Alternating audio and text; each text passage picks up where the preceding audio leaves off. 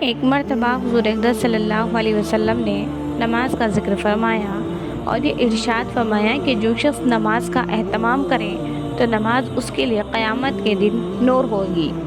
اور حساب پیش ہونے کے وقت حجت ہوگی اور نجات کا سبب ہوگی، اور جو شخص نماز کا اہتمام نہ کرے اس کے لیے قیامت کے دن نہ نور ہوگا اور نہ اس کے پاس کوئی حجت ہوگی اور نہ نجات کا کوئی ذریعہ۔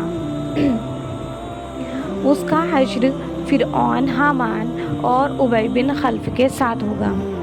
فرعون کو تو ہر شخص جانتا ہے کہ کس درجے کا کافر تھا، حتیٰ کہ خدائی کا دعویٰ کرتا تھا، اور حامان اس کے وزیر کا نام ہے، اور ابی بن خلف مکہ کے مشرکین میں سے بڑا سخت دشمن اسلام تھا۔ ہجرت سے پہلے نبی اکرم صلی اللہ علیہ وسلم سے کہا کرتا تھا کہ میں نے ایک گھوڑا پالا ہے، اس کو بہت کچھ کھلاتا ہوں، اس پر سوار ہو کر نعوذ باللہ تم کو قتل کروں گا۔ حضور صلی اللہ علیہ وسلم نے ایک مرتبہ اس سے فرمایا تھا کہ انشاءاللہ میں ہی تجھ کو قتل کروں گا۔ احد کی لڑائی میں وہ حضور صلی اللہ علیہ وسلم کو تلاش کرتا پھرتا تھا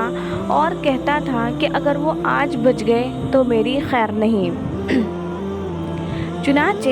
حملے کے ارادے سے وہ حضور صلی اللہ علیہ وسلم کے قریب پہنچ گیا۔ صحابہ نے ارادہ بھی کیا کہ دور ہی سے نمٹا دے۔ حضور صلی اللہ علیہ وسلم نے فرمایا کہ آنے دو۔ جب وہ قریب ہوا تو حضور صلی اللہ علیہ وسلم نے ایک صحابی کے ہاتھ میں سے برچھا لے کر اس کے مارا، جو اس کی گردن پر لگا اور ہلکا سا خراش اس کی گردن پر آ گیا، مگر اس کی وجہ سے گھوڑے سے لڑکتا ہوا گرا اور کئی مرتبہ گرا اور بھاگتا ہوا اپنے لشکر میں پہنچ گیا اور چلاتا تھا کہ خدا کی قسم مجھے محمد صلی اللہ علیہ وسلم نے قتل کر دیا۔ کفار نے اس کو اطمینان دلایا کہ معمولی سی خراش ہے، کوئی فکر کی بات نہیں، مگر وہ کہتا تھا کہ محمد صلی اللہ علیہ وسلم نے مکہ میں کہا تھا کہ میں تجھ کو قتل کروں گا، خدا کی قسم اگر وہ مجھ پر تھوک بھی دیتے تو میں مر جاتا۔ لکھتے ہیں کہ اس کے چلانے کی آواز ایسی ہو گئی تھی جیسا کہ بیل کی ہوتی ہے۔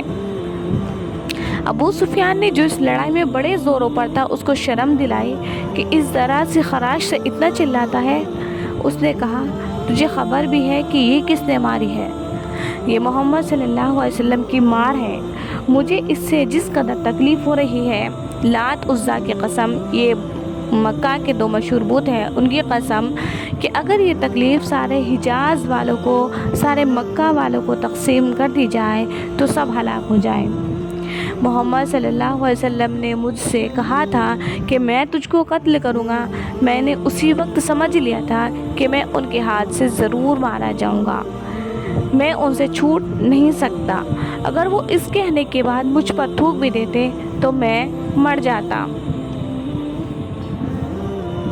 چنانچہ مکہ مکرمہ پہنچنے سے ایک دن پہلے وہ راستے ہی میں مر گیا۔